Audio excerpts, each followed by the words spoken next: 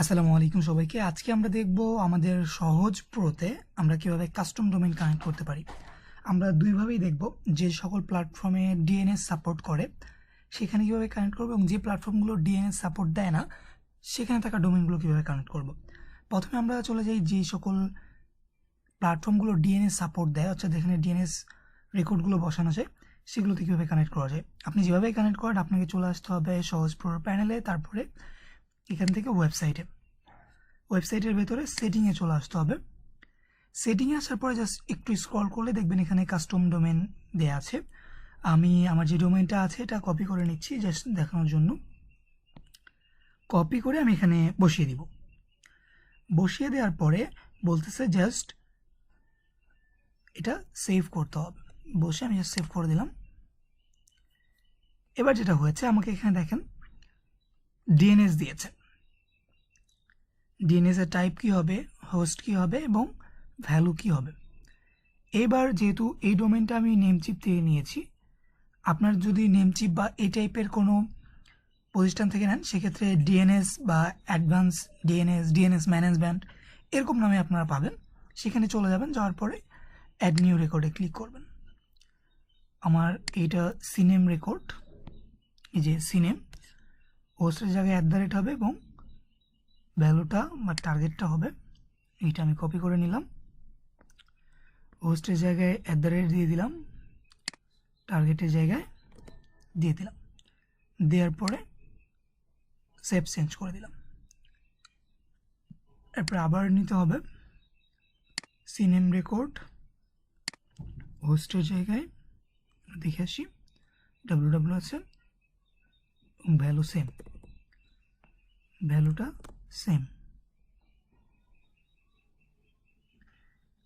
আবার একটা রেকর্ড নিতে হবে, এটা txt রেকর্ড, হোস্টের জায়গায় লিখতে হবে ভেরিফাই লেখাটা, পুরোটা কপি করলাম। txt রেকর্ডটা নিয়ে নিচ্ছি, হোস্টের জায়গায় ভেরিফাই। এবার ভ্যালুটা নিয়ে আসি,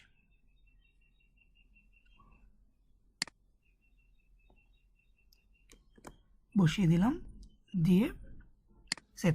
আর কিছু করতে হবে না, এখানে আমাদের কাজ শেষ। এবার জাস্ট ভেরিফাই ডোমেন দিয়ে কিছুক্ষণ ওয়েট করতে হবে, কিছুক্ষণের মধ্যেই এটা কানেক্ট হয়ে যাবে।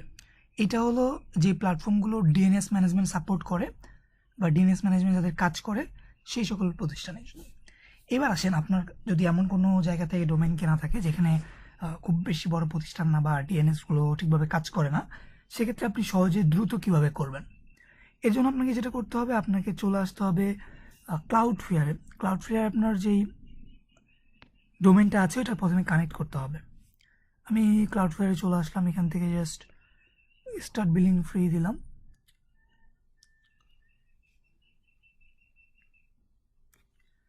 এইবার আমি আমার জিমেলটা দিয়ে লগ ইন করে নিচ্ছি। জিমেল দিয়ে লগ ইন করার পরে ঠিক এরকম ইন্টারফেস চলে এসেছে। এখান থেকে আমি ডোমেইনে যাব, তারপরে ডোমেইন থেকে ওভারভিউতে ক্লিক করার পরে আমরা এখানে দেখতে পাচ্ছি অ্যাড ডোমেইন লেখা আছে। এখানে যাব, তারপরে কানেক্ট ডোমেইন, আমাদের যে ডোমেইনটা ছিল ওইটা আমরা এখানে বসিয়ে দিব। ডোমেইনটা বসিয়ে দেওয়ার পরে আমি জাস্ট কন্টিনিউ করব।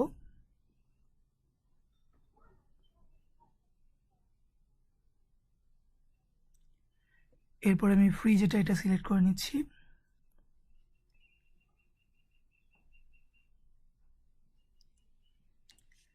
এখানে ডিএনএসগুলো নিয়ে এসেছে। আমরা আপনাদের যেটা করতে হবে, সবগুলো সিলেক্ট করে ডিলিট করে দিবেন একদম।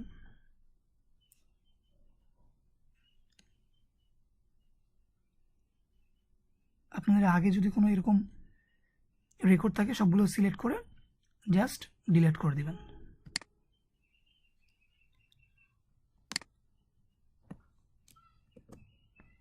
কারণ আগের ডিএনএস থাকলে আবার নতুনগুলো কাজ করবে না। ডিলিট করে দিলাম। এবার আমি জাস্ট কন্টিনিউ টু অ্যাক্টিভেশন দিব, কনফার্ম। এবার আমাকে যেটা করতে হবে, এই যে এখানে যে ক্লাউডফ্লেয়ারে যে নেম সার্ভার আছে, এটা আমি যেখান থেকে ডোমেনটা নিয়েছি ওইটার সেটিংয়ে গিয়ে বসাইতে হবে। প্রত্যেকটা ডোমেন যারা সেল করে প্রত্যেকটা প্রতিষ্ঠানেই নেম সার্ভারটা খুব ভালোভাবে কাজ করে। সো আমি জাস্ট নেম সার্ভারটা বসাই দিব। এবার আমরা আবার চলে যাচ্ছি আমাদের নেম চিপে, যেখান থেকে ডোমেনটা কিনেছি। আপনারা যেখানে কিনেছেন ওইখানে চলে যাবেন, গিয়ে নেম সার্ভার নামে অপশন পাবেন, এখানে যে জাস্ট এই দুইটা বসাই দিলে হবে। আমি এবার নেম চিপে চলে এসেছি সেম ডোমেনের। এখানে দেখতে পাচ্ছেন নেম চিপ বেসিক ডিএনএস আছে। আমি এখান থেকে জাস্ট কাস্টম দিয়ে দিব। এই যে নেম সার্ভারের অপশন চলে এসেছে। আমি এখন যেটা করব, এই দুইটা জাস্ট কপি করব এবং এখানে বসিয়ে দিব।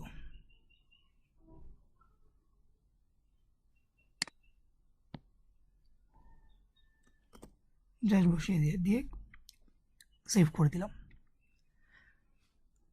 নেম চিপের কোনো সমস্যার কারণে এরর আসতেছে, এটা হয়ে গেছে। এইবার আমাদেরকে যেটা করতে হবে, আমরা আবার ক্লাউডফেয়ারে চলে আসবো, এসে এখানে আই আপডেটে ক্লিক করব। ক্লিক করার পরে কিছুক্ষণ সময় নেবে, এটা ইউজুয়ালি 1-2 মিনিট সময় নেয়। এবার আমাদেরকে যেটা করতে হবে, এই যে এখানে যে ডিএনএস দেখতে পাচ্ছি, ডিএনএসে যাব, যাওয়ার পরে রেকর্ডে যাওয়ার পরে আমরা অ্যাড রেকর্ডে ক্লিক করে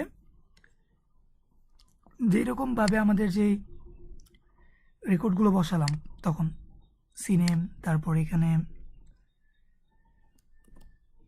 @ তারপর আমাদের যে টার্গেটটা ছিল সেটা বসাই দিব। তারপরে যে এই প্রক্সিটা অফ করে দিব, দিয়ে সেভ করে দিব।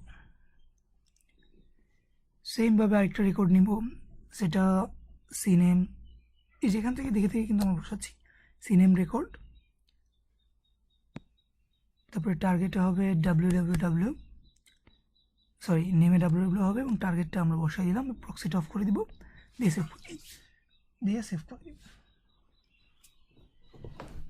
সেমভাবে আমাদের অ্যাড রেকর্ড আবার ক্লিক করব, তারপরে টেক্সট রেকর্ড নিব, দেন আমাদের যেই ভেরিফাই লেখাটা ছিল ওটা দিয়ে দিব এবং কন্টেন্টে আমাদের যেটা ছিল এটা দিয়ে সেভ করে দিব।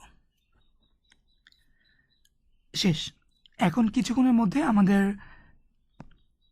এখানে গিয়ে যদি আমরা ভেরিফাই ডোমেইন দিই তাহলে এটা ভেরিফাই হয়ে যাবে।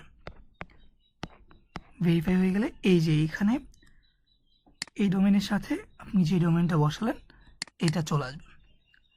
এটা 2 থেকে 5 মিনিট সময় নেবে, এর মধ্যে এটা আপডেট হয়ে যাবে। আই হোপ পুরো বিষয়টা আপনাদেরকে ক্লিয়ার করতে পেরেছি। কোনো প্রবলেম হলে বা কোনো কিছু জানার থাকলে আমাদেরকে অবশ্যই জানাবেন।